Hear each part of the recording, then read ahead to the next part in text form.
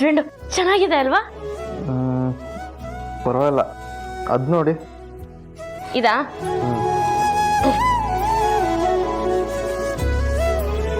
ಅಯ್ಯೋ, ಈ ತರ ಬಣ್ಣ ಯಾರಾದ್ರೂ ಫಂಕ್ಷನ್ಗೆ ಹಾಕ್ತಾರಾ? ಬೇಡಲ್ವಾ? ಬೇಡ. ಇದು ಚೆನ್ನಾಗಿದೆ, ಸಕ್ಕದ ಕಾಣಿಸುತ್ತಕ್ಕ. ಅಚ್ಚು, ನಮ್ಮ ಭಾವನ ಹೆಸರೇನು?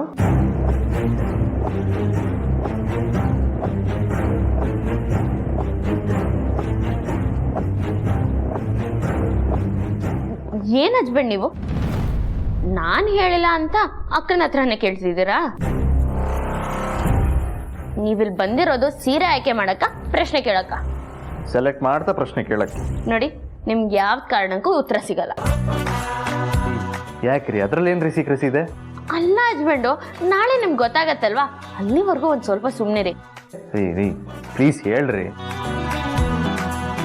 ನಿಮ್ಮಿಬ್ರದ್ದು ಒಂಥರ ಟಾಮ್ ಅಂಡ್ ಜೆರಿ ತರ ಕಾಂಬಿನೇಷನ್.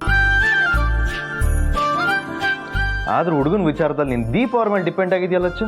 ಹೌದು, ಏನು ಹೇಳ್ಬೇಡಿ ಅಂತ ದೀಪ ಹೇಳಿದಾಳೆ. ಸಾರಿ ಚಿರು. ಹಂಗಂದ್ರೆ ನೀನು ಹೇಳಲ್ವಾ? ಇಲ್ಲ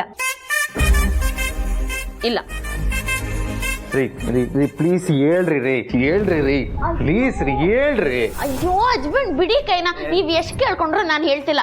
ಯಾಕೆ ಹೇಳ್ರಿ ನೀವು? ಅರ್ಚನಾ, ಬಿಡಿ.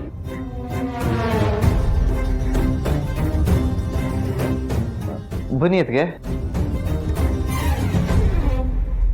ಏನ್ ಚಿರು, ನೀನು ಸೀರೆ ಸೆಲೆಕ್ಟ್ ಮಾಡ್ತಾ ಇದ್ಯಾ? ಮಾಡ್ತಿದ್ದೆ.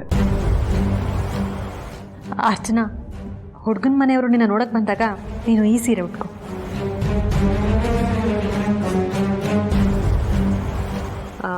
ನಿನ್ನ ಮದುವೆಗೆ, ರಿಸೆಪ್ಷನ್ಗೆ, ಮೆಹಂದಿ, ಸಂಗೀತ್, ಹಲ್ದಿಗೆಲ್ಲ ಡಿಸೈನರ್ ಸ್ಯಾರೀಸ್ನ ರೆಡಿ ಮಾಡ್ಸೋಣ. ಆದರೆ ಸದ್ಯಕ್ಕೆ ಇದನ್ನು ತೊಗೊಂಡು ಬಂದೆ. ಇದು ಚೆನ್ನಾಗೇ ಇದೆ ನೋಡು.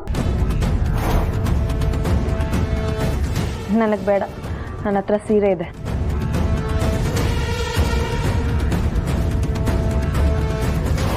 ಅಚ್ಚು, ಅದಕ್ಕೆ ನಿಂಗೋಸ್ಕರ ಪ್ರೀತಿಯಿಂದ ತಂದಿದ್ದಾರೆ, ಬೇಡ ಅನ್ಬೇಡ, ತಗೋ. ಆ ಥರ ಎಲ್ಲ ಏನಿಲ್ಲ. ನೀನು ಇದನ್ನು ಉಟ್ಕೊಳ್ಳೇಬೇಕು ಅಂತ ಫೋರ್ಸ್ ಏನಿಲ್ಲ.